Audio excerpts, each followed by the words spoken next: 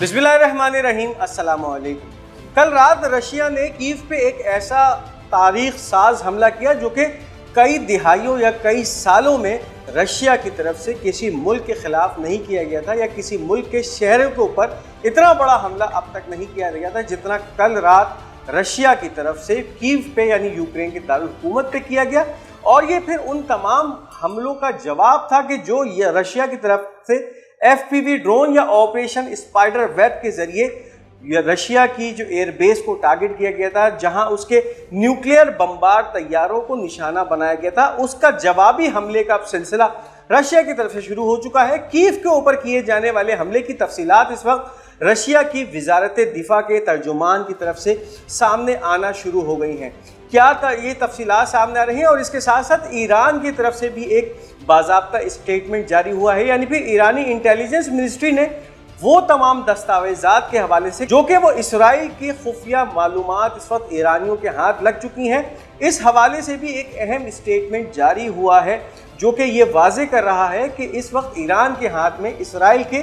कौन कौन से खुफिया दस्तावेजात लगे हैं। और इसके साथ साथ ये भी इस स्टेटमेंट में बताया जा रहा है कि आने वाले वक्तों में कौन कौन से ऐसे दस्तावेजात होंगे जो कि ईरान की तरफ से पब्लिक किए जाएंगे, किन किन सेक्टर्स में पब्लिक किए जाएंगे, और फिर किन किन लोगों तक इन हसास मालूमात की रसाई होगी। इस वीडियो को आगे बढ़ाने से पहले उन तमाम नाज़रीन के लिए जिन्होंने अब तक हमारा ये चैनल पाक गोल्ड मीडिया सब्सक्राइब नहीं किया, इस चैनल को सब्सक्राइब कीजिए ताकि कोई भी अहम वीडियो आप मिस न कर सकें, साथ साथ हमारी हौसला अफजाई भी होती रहे। अब रशियन वजारत दिफा की तरफ से जो आलामिया जारी हुआ उसमें यह कहा जा रहा है कि रशिया ने कल रात के औकात में एयर स्ट्राइक्स की हैं जिसके अंदर हाई प्रिसीजन वेपन्स का इस्तेमाल किया गया है, और ये एयर स्ट्राइक्स कीव के एविएशन सेक्टर पे की गई, मिसाइल और आर्मर्ड व्हीकल्स पे की गई। इसके साथ साथ जो शिप बिल्डिंग इंडस्ट्रीज थी यानी फिर जो नेवल सेक्टर था उसको भी टारगेट किया गया कीव के अंदर। साथ साथ ये भी कहा जा रहा है कि जो टेम्पररी डिप्लॉयमेंट पॉइंट्स थे यूक्रेनियन मिलिट्री के, उनको भी निशाना बनाया गया, और उनके यूनिट्स को और उसके अंदर जो मौजूद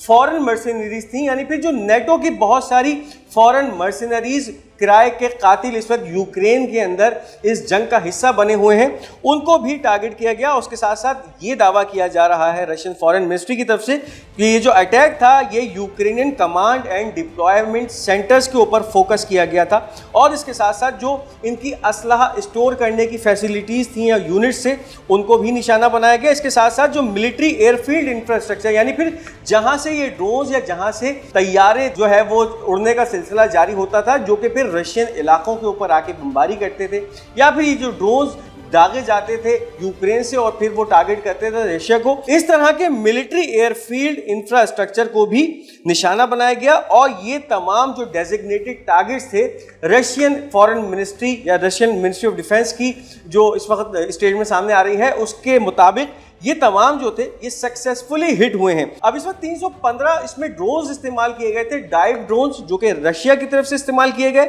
इन हमलों के अंदर 2 बैलिस्टिक मिसाइल इस्तेमाल किए गए, और इसके साथ साथ 5 क्रूज मिसाइलों से ये हमला कीव पे किया गया, जो कि अगर देखा जाए तो काफी सालों के बाद या दिहाइयों के बाद रशिया की तरफ से इतना बड़ा हमला था जो कि किसी दूसरे मुल्क या किसी दूसरे मुल्क के शहर के खिलाफ किया गया है। उस वक्त कैफियत यह है कि तकरीबन 10 घंटे गुजरने के बावजूद भी आग पर काबू नहीं पाया जा चुका है, यानी आग लगी है, कुछ जगहों पे आग बुझाई जाती है, धुआं उठ रहा जो होता है कीव के इलाकों से, और उसके साथ साथ जो नए हमले होते हैं उसके अंदर जो आग भड़कती है उस पर काबू पाने की कोशिशें की जा रही हैं। लेकिन इस वक्त जो धुएं की कैफियत है, इस तमाम धुएं ने पूरे कीव शहर को अपनी लपेट में लिया गया है, और ये भी कहा जा रहा है कि ये रशिया की तरफ से सालों में की जाने वाली सबसे खतरनाक और सबसे हैवी बॉम्बिंग है जो कि कीव के ऊपर की गई है। अब अगर बात करते चलें तो ये तमाम तो वो आदाद शुमार थे जो कि रशिया की डिफेंस मिनिस्ट्री की तरफ से सामने आए, यानी फिर कल रात में जो एक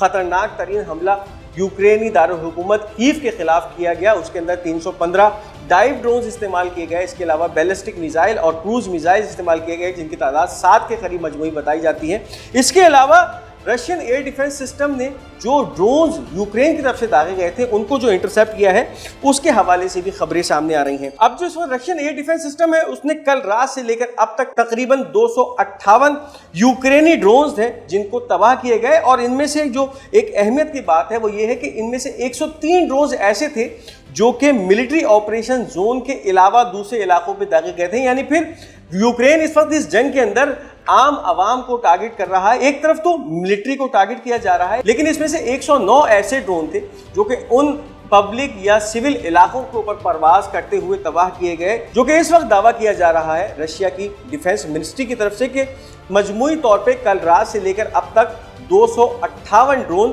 तबाह किए जा चुके हैं रशियन एयर डिफेंस सिस्टम की तरफ से। अब इसके साथ साथ Su-34 तैयारे Su-34 तैयारों ने भी कार्रवाइयां की हैं, जिसके अंदर ओडेप 1500 नामी बम इस्तेमाल किए गए हैं यूक्रेन के शहर कीव के ऊपर, और इसके जरिए जो एक खास उनका 114 यूक्रेनियन ब्रिगेड था उसकी जो डिप्लॉयमेंट थी उसको निशाना बनाया है Su-34 तैयारों ने। यानी फिर ये कार्रवाई भी रशिया की तरफ से एक एयर स्ट्राइक थी जो कि यूक्रेन पे की गई और इसके अंदर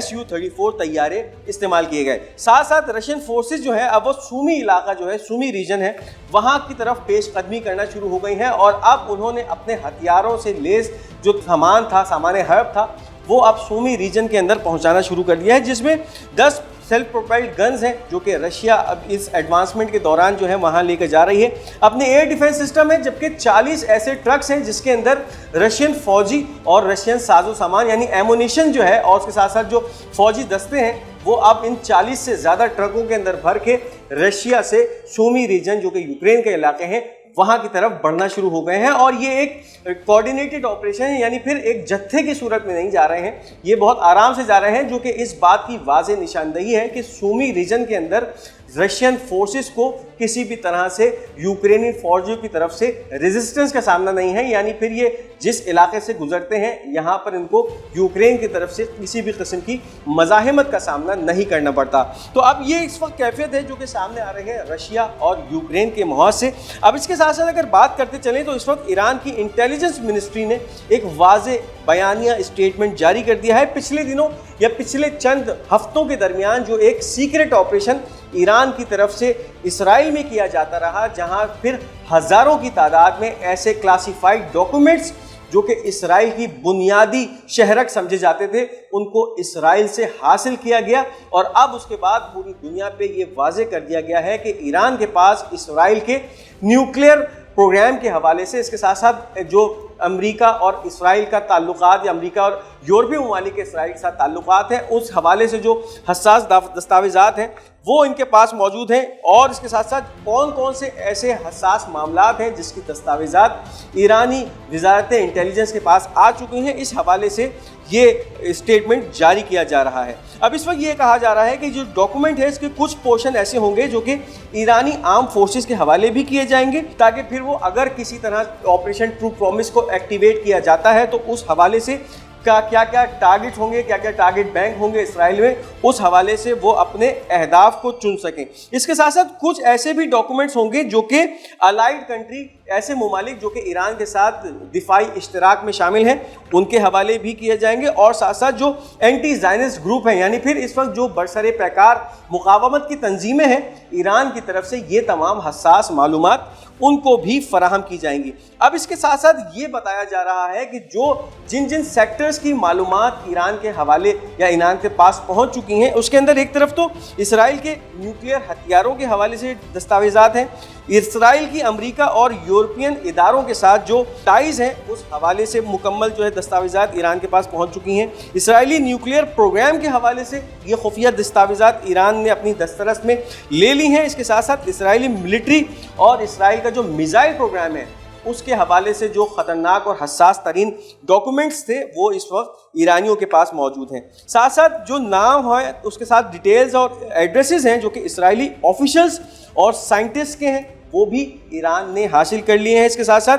वो तमाम इंफॉर्मेशन जो कि साइंसदानों से जो कि इसराइल की न्यूक्लियर इंडस्ट्रीज़ या न्यूक्लियर फैसिलिटीज़ से ताल्लुक़ रखते हैं, उनकी भी तमाम मालूमात इस वक्त ईरानियों के पास मौजूद हैं। इसके साथ साथ रिसर्चर्स जो हैं उनकी मुख्तलिफ नेशनलिटीज़, कौन कौन सी कौमियात के साथ जो इसराइल के साथ ताउन कर रहे हैं डेटा के ऊपर, इन तमाम चीज़ों की मालूमात भी इस वक्त ईरान के पास इसराइलियों की मुकम्मल तौर पे पहुंच चुकी है। अब इसके साथ साथ बात करते चलें कि इस वक्त जो ईरान की इंटेलिजेंस मिनिस्ट्री है वो कौन कौन से जो डिस्ट्रीब्यूशन प्लान है, यानी फिर ये तमाम दस्तावेज़ात के कौन कौन से हिस्से किन किन लोगों तक जो है उनकी रसाई हो सकेगी या किन किन लोगों को फराहम किए जाएंगे, किन किन इदारों को फराहम किए जाएंगे, उसकी डिटेल अब दी जा रही है। अब इसके अंदर ये कहा जा रहा है कि उसका कुछ हिस्सा इन डॉक्यूमेंट्स का है वो ईरानी आवाम के लिए पब्लिक कर दिया जाएगा। इसके साथ साथ कुछ रेलिवेंट डोमेस्टिक इंस्टीट्यूशंस हैं, उनको ये तमाम दस्तावेज़ात के कुछ हिस्से जो हैं वो रिसर्च करने के लिए और यूटिलाइज करने के लिए फराहम किए जाएंगे। साथ साथ कुछ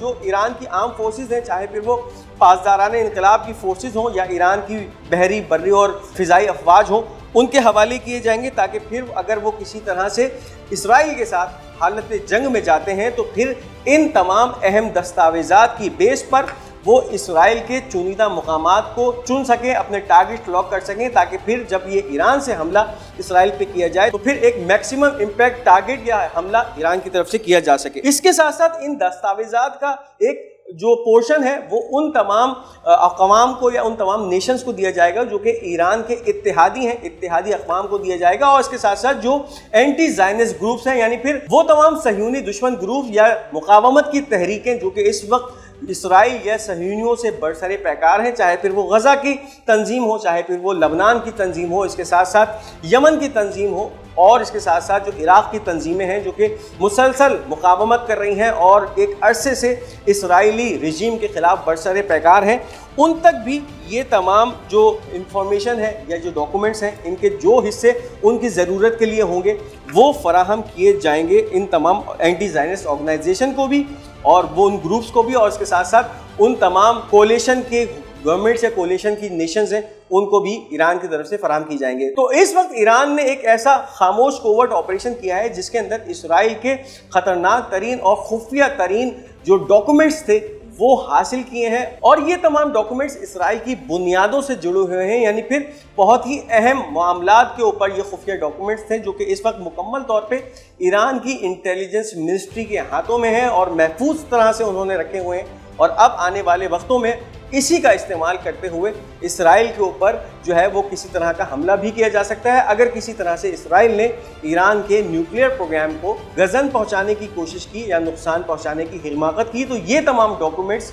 इसराइल के खिलाफ इस्तेमाल होंगे और फिर इसराइल के ताबूत में, सहयूनियत के ताबूत में एक आखिरी कील साबित होंगे। ये थी इस वक्त की अहम अपडेट्स। इस वीडियो को लाइक और शेयर करना मत भूलिएगा। हमारा ये चैनल पाक गोल्ड मीडिया, इसको जरूर सब्सक्राइब कीजिएगा और अपनी कीमती आरा का इजहार कमेंट्स में जरूर कीजिएगा। बहुत जल्द एक नई वीडियो, नए ब्लॉग के साथ आपका ये मेज़बान एक बार फिर आपकी खिदमत में हाजिर होगा। तब तक के लिए मुझे इजाज़त दीजिए। खुदा हाफिज़ व नासिर।